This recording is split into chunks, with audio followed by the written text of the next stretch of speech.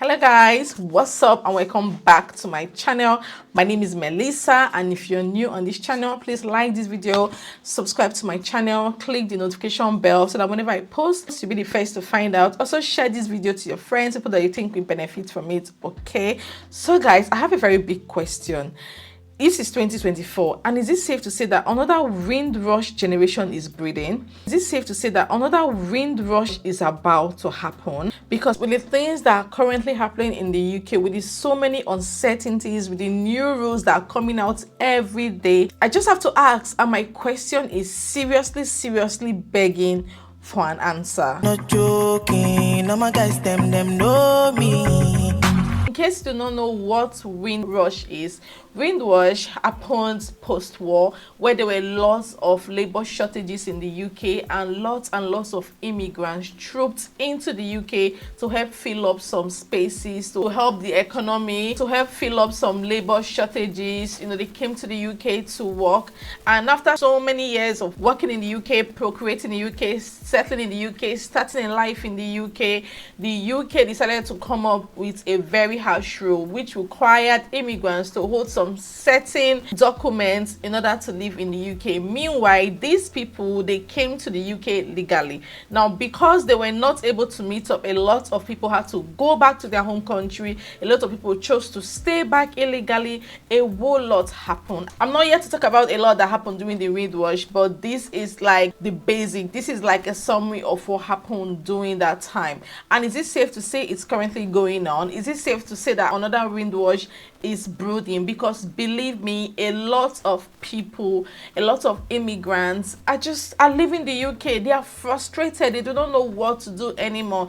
A lot of people are going through frustration, depressed. Lots of people, they've settled in the UK, they've bought their houses, they've settled, but too many things are going on and they just want to leave. 2023 saw a whole lot of immigrants migrate to countries like Canada. I've come out here to say it a whole lot of times. As I speak to you, a lot of people I know, my neighbors, my friends, they're all leaving UK for Canada. And at this point, I am asking, is Canada now the goal?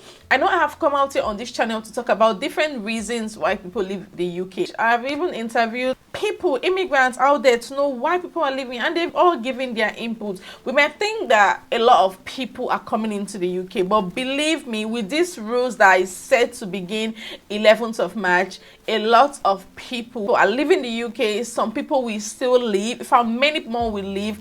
And while a few others might decide, okay, I don't have where to go, I will have to stay back as an illegal migrant, which of course is the worst situation. It is really crazy. So today we're going to be talking about why a lot of people are leaving the UK. Like, a lot of people they are flying away, they are exiting. Care workers have been banned from bringing their dependents from 11th of March. It is very unclear if it's going to affect people that are in the UK already that may want to change employers. But if it affects carers that are in the UK that want to change employer, then believe me, a whole lot of people we have to leave the UK. A whole lot of people will be forced to leave the UK because currently there are a lot of carers in the UK now that due to finance were not able to come to the UK with their family. They came alone, hoping to work, make some money and be able to bring their family over. If this new policy or if this new change should affect them, then definitely there's no way they would stay back in the UK. They would definitely have to go back to their home country, and these vacancies will be open because at the end of the day, who is going to look after these vulnerable individuals? Who's going to look after these people who actually need help if a lot of carers are leaving the UK? Now, another reason why a lot of people are leaving the UK, guys, it's the hike in fees. Do you know what it costs to pay for IHS right now? Do you know what it costs to pay for visa fees? You guys already know the story. Myself and my husband, we just got our indefinite leave to remain, and I came out here to give you guys the breakdown. It was so expensive. For a super priority visa, we paid over 3,000. Guys, it was not even funny. Not to talk about the biometrics. It is a lot of money. Now, this is coming from a family that has been in the UK for the past 5 years. We've been paying our tax, we've been paying our national insurance, we've contributed a whole lot to the economy. We are paying our mortgage, we are paying our bills. Before we got our ILR, we were on tier 2 visa, meaning that we had no recourse to public funds. So For you to know that there is no single thing we claim. We do not claim child benefits. We do not claim anything. We've just been working and paying our tax, contributing meaningfully to the economy. And when it was time for us to get our indefinite leave to remain, we had to pay huge amounts of money, roughly 12,000, in the course of getting our ILRO and British citizenship for our kids. This is a whole lot of money, and trust me, it took us a whole lot to be able to cover that amount of money, because I feel like since we've been in the UK for so many years, we've been contributing meaningfully to the society, we've not done anything to impact our stay, we've not committed any criminal acts. I felt like ILRO should be like a reward. I didn't expect it to be that high, and then towards the time for us to apply, it's even increased further. So that alone can put a lot of people into so much frustration. So trust me, it is not even funny. Not to talk of visa fees that have gone high, that have skyrocketed. IHS, it is a lot of money right now for students to be able to stay back in the UK, after their studies. It is a whole lot of money, and trust me, right now a lot of students, they have no choice. They're leaving the UK because number one, they're not able to afford it. I even heard of a case where some university students were forced to leave the UK because they were not able to meet up with their school fees. Guys, it is insane, it is crazy, and it is so unbelievable. IHS fees went up by 66%, a whooping 66%, and you guys know that it is for one person. Okay, granted, health and care worker visa holders, they don't pay for IHS, but then again, this increment in fees is definitely making a whole lot of people to leave. Now guys, let's talk about the years that it takes for you to get your ILRO. If you're on global talent visa or tier 1, I think it's about 2 to 3 years. If you're on tier 2 visa like myself and my husband, it took us 5 whole years. For students, it can take them up to 10 whole years. So guys, it is a lot of time. But right now in Canada, it doesn't even take that much. There are a lot of people that are able to apply directly for PRO from their country as a permanent resident, and from there they're able to get their passport. I think in like 2 years or thereabouts. It is quite short, but compared to the UK, which is quite a long time for you to be able to live in the UK visa free. And then another reason why many people are just dishing the UK right now for Canada, guys, the wages, it is so poor. It is really poor. People that are going on strike. The other day, junior doctors, they went on strike. The other day, train drivers, they went on strike. Teachers are striking. A lot of sectors are striking, and most times the main reason for this strike is low wages, because the cost of living is rising. As minimum wage is going up, cost of living is rising. Things are so expensive. It's so difficult for immigrants to even think of buying a house. Renting a house is even a problem. It is so expensive. For instance, I live in Huddersfield. When I came here, first house we ever lived in was a 2-bedroom house, and we're paying roughly £500 for everything, like bills inclusive. I bet you will not be able to get that in 2024. Renting a house, it is so expensive. Some landlords, they tell you to make deposit of 6 months.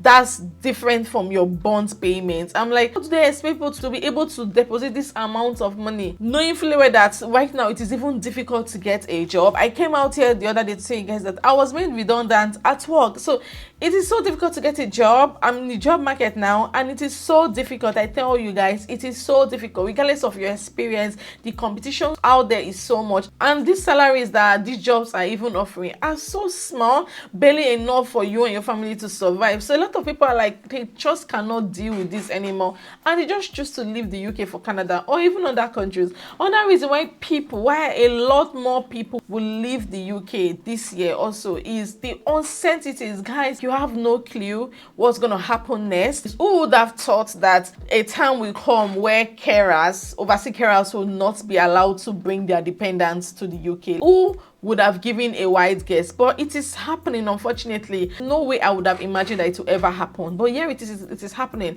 And on the same time, who would have imagined that for a company to be able to employ skilled workers, they will have to pay them a minimum of 29,000, and it's going to rise to 38,000 before the end of the year? Like, who would have thought? But it is happening right now. A lot of people are losing their jobs. A lot of people that are on sponsorship, they are losing their jobs because their company cannot afford to meet up with this payment, and they're like, what's the point living in the UK jobless? Because the bills that we pay monthly, it is outrageous, and no matter what, you definitely need a job to be able to survive. So right now, a lot of migrants are leaving, and even many more we have to leave, sadly.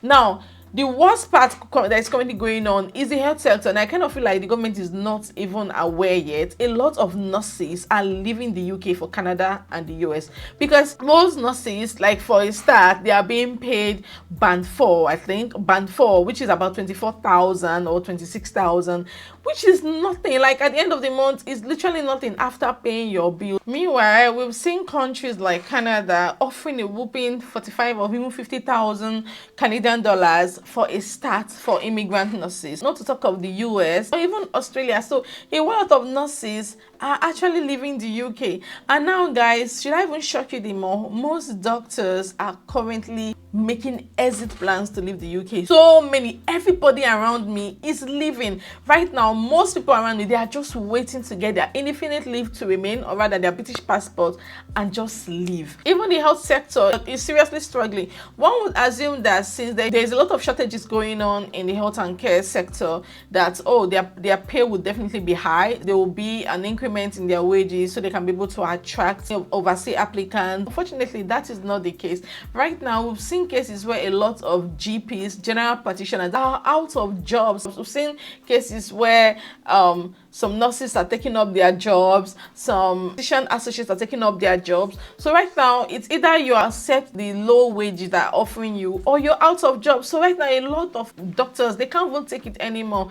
They are like, there's no way I'm gonna stay back in this country. They are leaving. It is sad that this is happening, but guys, this is the reality. This is the sad reality of things that are happening in the UK. And talking about the poor salary, it's sad that a lot of people, their life right now is they get their salary or they get their wages, they pay their bills, and they are barely left with anything to even be able to invest. When the wages are small, or when there are no jobs out there, how are people able to save up to be able to invest? Right now, to be able to bring your family or your dependent or family member on the family visa, you have to be earning a whole lot of money. And how many people are even able to earn up to 29,000 in a year? How many people are able to earn up to 38,000 in a year? Like, how many people? How much is even minimum wage? So it's putting a whole lot of people in serious difficulty. Now imagine you're not being able to bring your family on the family visa to come join in the UK because you will not be able to earn up to that amount. At that point, what would you do? You definitely will not be happy to leave your family abroad and be here in the UK. So it's quite sad that this is happening. So like I said, this affects everybody. Now, for example, you might think, oh, I have my ILR, I have my British citizen, I'm not affected. But also remember that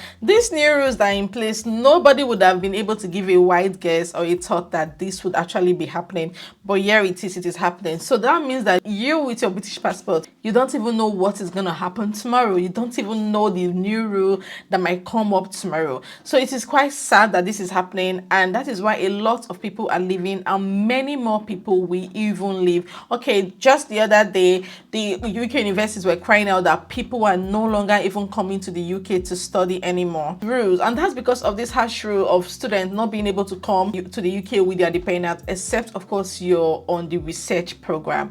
And there are a lot of students right now, we also have to leave the UK because you can't even get a sponsorship except you get a job that will be able to pay you minimum of 29,000. And mind you, they said they will have a look at it, and it might even increase to 38,000 before the end of the year. So how many companies will be able to actually pay you this amount of money for you to be able to stay back in the UK? Guys, it is really difficult. Honestly, it is. And that is why I always employ people to please study courses with great prospects or join a boot camp. At this point, your surest bet is to study a course in the shortage of occupation list with good pay, or you just join a boot camp. Most boot camp lasts for just 6 months, and you'll be able to get a very good job, be able to get a very good. So someone like me, even though I do not need a sponsorship, I'm currently doing my CIPD level 5 and due to finish in 2 months. Just try your best to upskill. That's if you choose to remain in the UK. Like I mentioned, a lot of people, they've made the decision that they are not staying back. Yeah, so guys, that brings us to the end of this video. Please do let me know your thoughts in the comment section. If you know any more reason why people will be leaving the UK, let me know, of course, in the comment section. And do you know anybody that is leaving? Are you leaving? I know most people watching me are immigrants and they will not be able to say, but it's fine. I understand. I completely understand. Yeah, so guys, thank you again for watching this video, and yeah, I'm signing out. I'm gonna see y'all in my next one. Bye guys.